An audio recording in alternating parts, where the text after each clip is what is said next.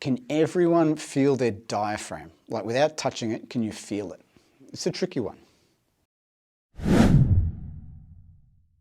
Now, if you can't feel it, pop your fingers in, just under your rib cage.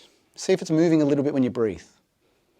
When you breathe in, it should drop down a little bit. It might not drop down a lot, because if you've got the habit of using your upper chest to breathe, the muscles aren't going to be moving properly. So that's something that we would be focusing on, getting that muscle to move. Can you feel it? So it's good sensitivity when you can feel it, right? Can you feel it? It's right here. Yeah.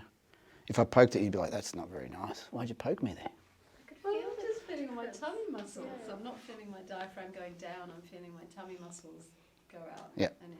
So when your diaphragm goes down, your tummy muscles will come out a little bit. Okay. Yeah, I felt that. When I'm so focused on breathing further down, I could feel it. Good. Yeah. Yeah.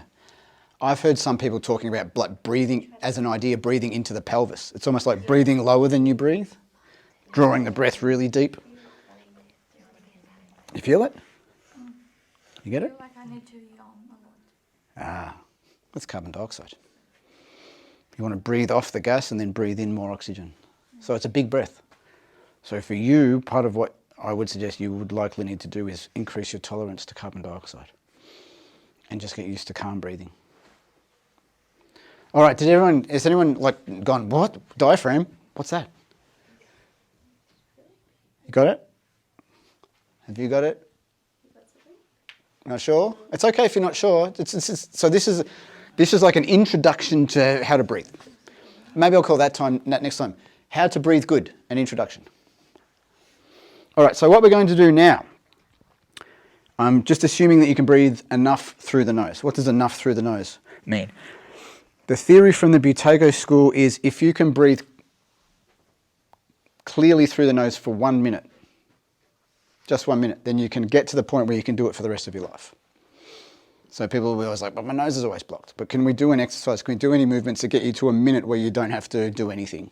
You can just breathe through your nose. If you can do 1 minute, you can do a life. So if you feel like, oh, my nose keeps getting blocked, don't give up. It's practice. We're going to try and do something in time with each other, and as per what we talked about earlier, everyone's normal breathing patterns are going to be a little bit out of whack. So try and keep up. It may feel like I'm asking you to breathe longer than you used to or shorter than you used to. Longer, shorter, shorter, longer. Whatever position you're comfortable in, as long as you're not slumped over, is fine. Then breathe in and out of the nose. If you're practicing this yourself, it's 2 to 3 cycles of normal breathing. A cycle's in and out. So go in, out, in, out, in, out. On the out, like we did with that control pause, pinch and hold the nose, but we do it for 5 seconds. And then we release the nose and repeat. Does that make sense? It's like a really simple, seems almost too easy protocol. Remember I was saying my mum's control pause was 2 seconds? She couldn't do this because I was asking her to hold it for 5 seconds. So you have to be aware that sometimes 5 seconds will feel like it's too much. And if that's the case, you never push yourself into panic. Okay?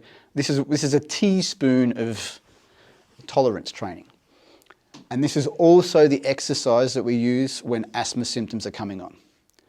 So any parents, if the kids are getting to the point where they're getting they're coughing or wheezing, God, see, the universe is saying you haven't had enough caffeine.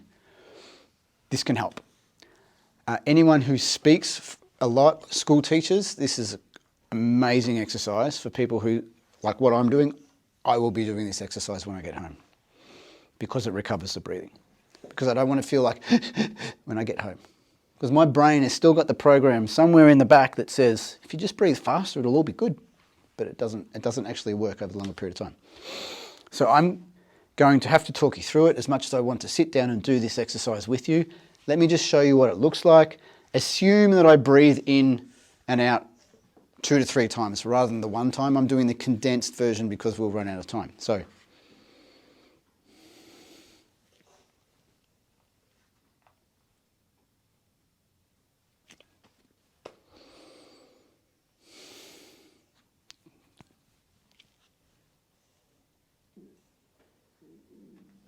and then breathe again. Mouth stays shut. Nothing else to tell you. How do you do that for over what period of time? It depends. How many cycles? It depends. Yeah, it depends on how much someone needs it. So to give you, if I had someone who came to me, or if, let's say it's me, I'm having a really bad day with asthma and I know that it's going to get worse and worse, I'll do that for a minimum of 10 minutes every hour on the hour. So it's a big investment, but it's better than having an asthma attack. The post-COVID protocol that's based on Buteyko is that exercise plus more, for that exercise for 10 minutes every hour on the hour for like the 8 to 10 hours of the day. It seems like a lot, but it's way better than having an asthma attack. And because it's cumulative and you're always adjusting, we were talking about biomechanics and biochemistry earlier, you're always adjusting those throughout the day. For maintenance, like a 20-minute session a day, like as a meditation maybe, when I started practicing this, I was doing 10 minutes in the morning, 10 minutes at night. And that was enough for me just to get a good baseline, and then I could do all the other stuff. Because I'm a little bit of a biohacker. I'm like, oh, what does that breathing pattern do? Oh, that one doesn't work for me. I shouldn't have done that one. Back to this one. So this one's called Breathing Recovery. I think it's the most important one in terms of having something that you can rely on, that's easy to do, that works over the long term. But I want a better term than an emergency breath, but it does help. You know, like this is not something you have when you're having an absolute asthma attack. That's like, call the ambulance. This is not something that you toy around with. But if it's at the start of asthmatic symptoms coming on, it can help.